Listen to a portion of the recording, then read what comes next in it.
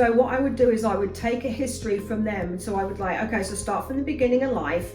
I want to know all the things that were bad, difficult, traumatic, horrible. So then we can always list all the bad things straight off the bat, because all you remember is the bad things. So they're like highlights. So I'll go through. So they'll be like, traumatic birth.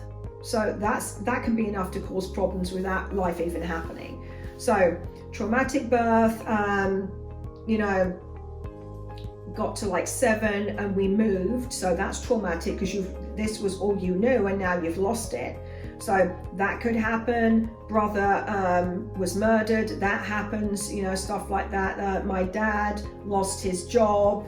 We didn't have any money, and you can literally see, I can see a pattern when they're telling me things. I know someone's got trauma if they're coming in to see me. So I just have to get them to tell me where it is. So basically I do a chronological list of issues, and then I can see it's unworthy.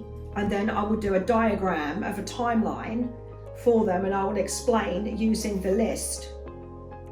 Oh, so you were born here, and so sometimes there's resistance to the birth experience. Sometimes that happens. So there's an issue here, then this happens. So I'm going along their timeline and I'm actually putting the indicators of damage. So then when I'm telling them about unworthy, I can say unworthy because you didn't want to be born because you knew life was going to be hard, but you're already here. And then this happened, and then this happened. And then I'm saying to them, can you see how unworthy is running? And then the biggest thing as an adult is relationships. That's really where unworthiness kicks in for adults. It's like we pull in replacement fathers often. So if your father was emotionally unavailable, we'll tend to pull in an emotionally unavailable husband.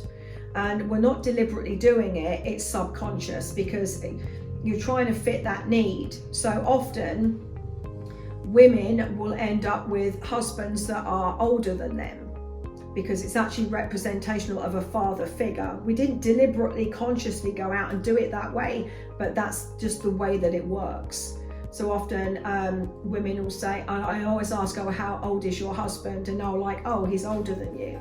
So that always makes sense. So I'll just basically kind of like tie everything up together and then it will make sense.